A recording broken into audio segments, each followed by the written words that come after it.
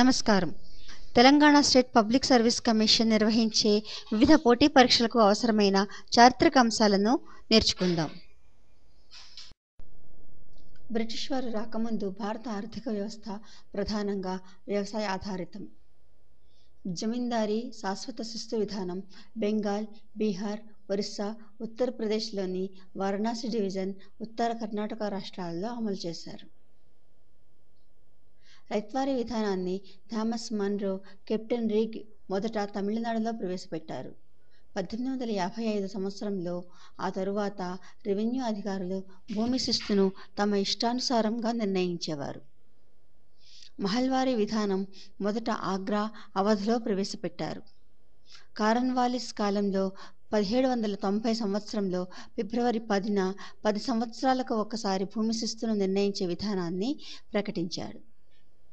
1793 సంవత్సరంలో మార్చి 22న జమీందారీ విధానాన్ని శాశ్వత శిస్తు నిర్ణయ విధానంగా ప్రకటించారు.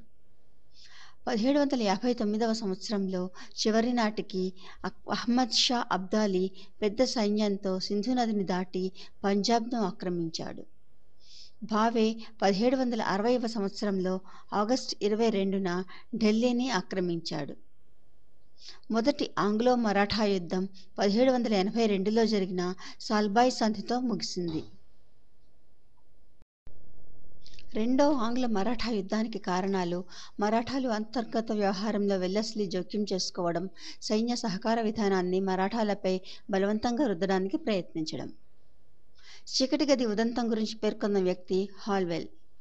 రెండో ఆంగ్ల మరాఠా యుద్ధం 1802వ సంవత్సరంలో డిసెంబర్ 31న జరిగిన బస్సైన్ సంధితో ముగిసింది.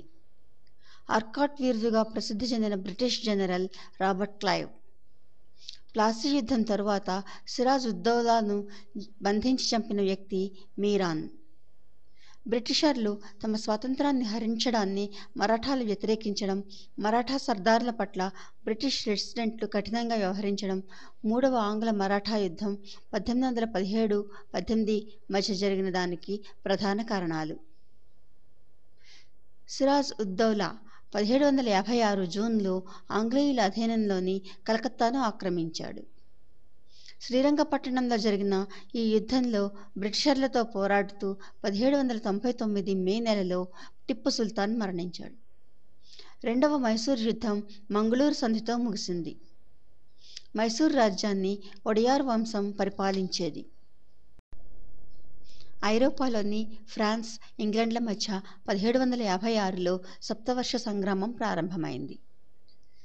1760లో జరిగిన వందవాసి యుద్ధంలో French governor Count de Lally British general sir Eyre Coote చేతిలో ఓడిపోయాడు.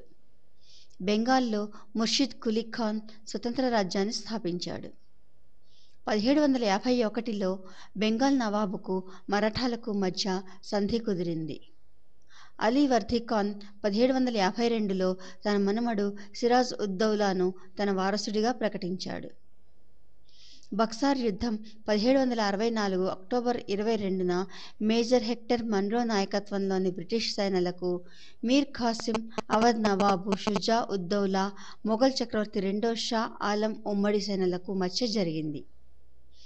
1765వ సంవత్సరంలో అలహాబాద్ ఒప్పందం జరిగింది. క్రీస్తు శకం 1789వ సంవత్సరంలో బానిసల రవాణాను నిషేధించారు.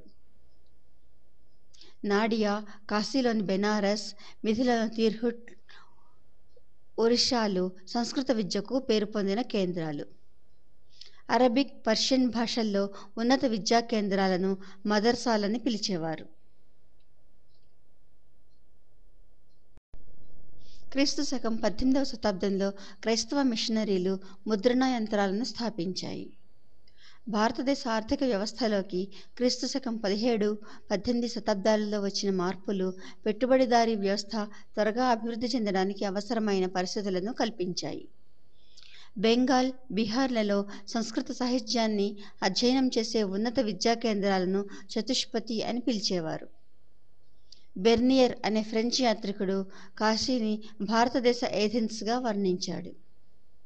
అజ్మాబాద్, పాట్నా తూర్పు భారతదేశంలో గొప్ప పర్షియన్ విద్యా కేంద్రంగా ఉండేది. పింక్ సిటీగా పేరు పొందిన నగరం జైపూర్. జైపూర్ను సవాయ్ జైసింగ్ నిర్మించాడు. సవాయ్ జైసింగ్ 5 నగరాల్లో ఖగోళ పరిశోధనా కేంద్రాలను ఏర్పాటు చేశాడు. డెన్మార్క్కు చెందిన జీజెన్బెల్గ్ తమిళ వ్యాకరణాన్ని రచించారు. జీజెన్బెల్గ్ బైబిల్ను తమిళంలోకి అనువదించాడు. ఉత్తర భారతదేశ హిందూ లూథర్గా ప్రసిద్ధి చెందిన వ్యక్తి దయానందుడు. కామన్వెల్త్ పత్రికను స్థాపించినది బిపిన్ చంద్ర పాల్. ఐర్లాండ్కు చెందిన అనే బిసెంట్ 1893వ సంవత్సరంలో భారతదేశానికి వచ్చారు. భారత్ ఆస్ట్రేలియాల మధ్య 2014 సెప్టెంబర్ 5న చారిత్రక అణు ఒప్పందం కుదిరింది. అణు ఒప్పందం వల్ల ఆస్ట్రేలియా నుంచి మనకు యురేనియం అందుతుంది. ఆస్ట్రేలియా ఏటా 7,000 టన్నుల యురేనియాన్ని ఎగుమతి చేస్తోంది. భారత్లోని అణు విద్యుత్ కర్మాగారాలు సుమారుగా 4,680 మెగావాట్ల విద్యుత్తును ఉత్పత్తి చేస్తున్నాయి.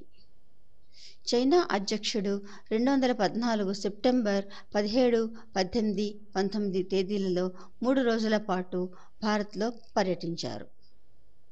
2015ను భారత్ సందర్శన ఏడాదిగా ప్రకటించారు. 2016ను చైనా సందర్శన ఏడాదిగా ప్రకటించారు. తెలంగాణ రాష్ట్ర పోటీ పరీక్షలకు అవసరమైన మరికొన్ని చారిత్రక అంశాలను మరో భాగంలో తెలుసుకుందాం. ధన్యవాదాలు.